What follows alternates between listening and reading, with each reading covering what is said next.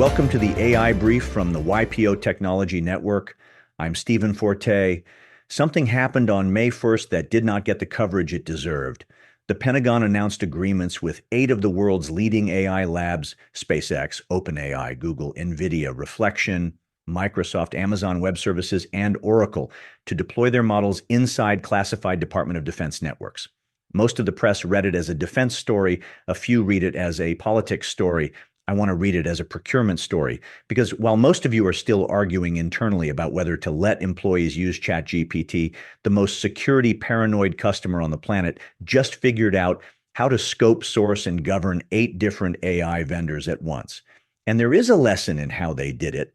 There is also a lesson in who they left out.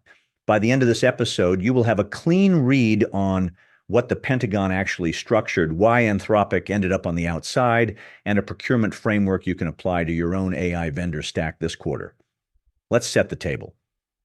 On Friday, May 1st, the War Department, which is the rebranded Department of Defense as of this administration, finalized agreements with 7 AI companies to deploy capabilities on classified networks. Later that day, Oracle was added as the 8th. The named 7, SpaceX, OpenAI, Google, NVIDIA, Reflection, Microsoft, Amazon Web Services, then Oracle. The deals authorize what the Pentagon calls lawful operational use inside impact levels 6 and 7 environments.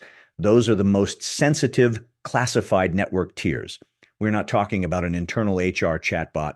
We're talking about model deployment inside the systems that handle national security grade data. This is on top of an existing $200 million contract Google has with the Pentagon's Chief Digital and AI Office signed last year, and separate from a $500 million scale AI contract announced the same week. Notable absence, Anthropic. Anthropic was the Pentagon's original AI partner. They had a $200 million DoD contract from mid-2025. They were the early favorite, and they ended up frozen out, sued the government to block being added to a supply chain risk blacklist, and watched 7 competitors in Oracle walk into the room they had built. That is a story about procurement, not politics, procurement. 3 things worth giving the DoD honest credit for. They are not normally a benchmark you would copy in a board meeting, but on this one, they did something most enterprises have not figured out how to do. The first thing they got right, they sourced multiple vendors for the same capability on purpose. Most enterprises end up single vendor on AI by accident. Somebody in marketing signed an OpenAI contract. Somebody in engineering signed an Anthropic one. Somebody in support is on a Salesforce Einstein bundle. 3 years later, you have 3 vendors and no portability. The Pentagon did the opposite. They scoped a capability, frontier model deployment on classified networks, and then ran agreements with 8 vendors against the same scope, not 8 different products. The same product class, 8 vendors, same contract structure. Why does that matter?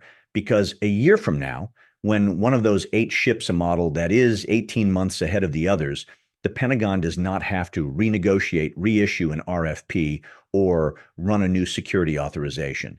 They flip workloads from vendor A to vendor B inside the same framework. That is the move most CFOs have not yet realized they need.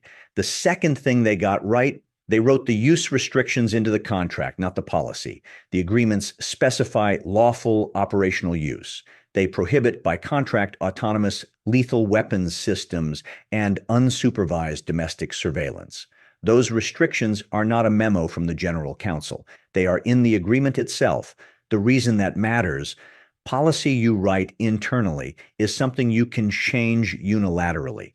Restrictions you wrote into the vendor contract are something the vendor can hold you to in court. That is exactly the level of friction you want around the use cases you do not want anyone reaching for in a hurry. If your AI vendor agreements right now do not have explicit use case scoping written into them, you are running on policy. The Pentagon is running on contract law.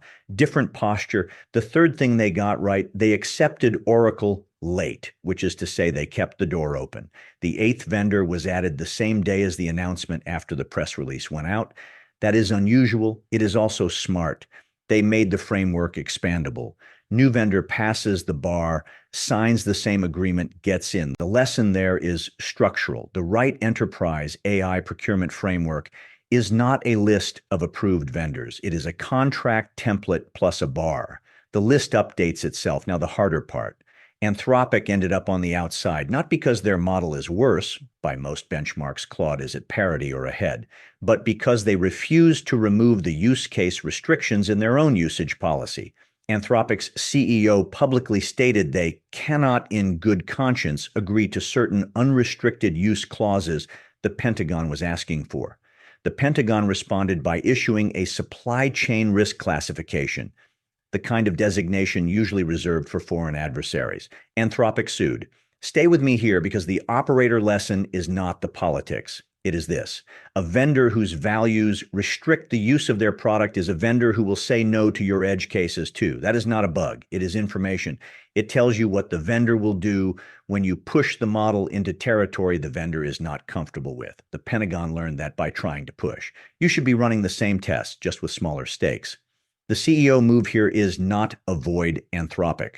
Their model is excellent and they are an honest vendor.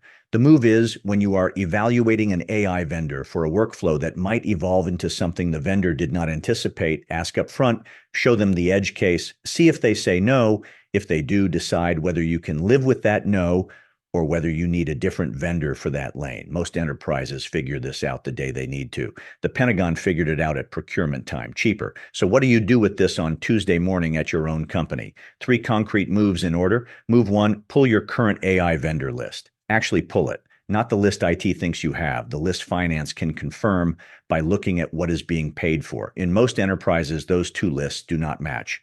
The gap is the audit you have been avoiding. Move 2, for each vendor on the list, classify the workflow class, not the product, the workflow. Customer service, code generation, document drafting, forecasting, sales prospecting. You want to know which classes have one vendor and which have several. The ones with one vendor are your single points of failure. Those are the lanes where you want a second source under contract by the end of next quarter, not because you intend to switch, because you intend to be able to. Move 3, look at the contracts themselves. Find the use case scoping language. If it is not there, your next renewal is the moment to put it in. The Pentagon did it on the way in. You can do it on the way back. 3 moves, probably 3 weeks of work. The result is a vendor stack that survives the next model release without you having to call an emergency board meeting. One footnote, because we ended last episode on this one, and it keeps mattering. The reason the Pentagon could even structure an 8-vendor framework is that the underlying compute supply is finally stable enough to support it. A year ago, this kind of multi-vendor commitment would have been blocked by chip shortages and capacity throttling at every one of the 8 providers. The Pentagon would have signed 8 contracts and been able to actually run 2. Reliability is what makes optionality possible. If your compute path is single-threaded through one cloud and one model provider, you do not have a vendor strategy. You have a hope. My read on this whole thing is that the most boring sentence the Pentagon published last week is the most important one, the one about Oracle being added on the day of the announcement. It says, "We built a framework, not a roster." The framework is what scales. The roster is what dates. Most enterprises right now have a roster. They picked their AI vendor in early 2024, and they are running it like it is a software contract from 2018. That is how you end up locked into a model that is 6 quarters behind the frontier with a CFO who cannot tell you why. The shift you are looking for is from roster thinking to framework thinking. One bar, one contract template, multiple vendors qualified, workloads portable, new vendor signs, gets in, old vendor falls behind, gets deprioritized without a renegotiation. That is what governance-grade AI procurement actually looks like. It does not require a board committee. It requires one good lawyer, one good operator, and a quarter of focused work. The Pentagon is not normally a model for how the Fortune 1000 should run their procurement. On this one, they are. Watch what they did, not what they said. That is the YPO Tech Network AI brief for Tuesday, May 12th. I am Stephen Forte. If this was useful, send it to a fellow member. I will be back tomorrow with more. Until then, stay sharp.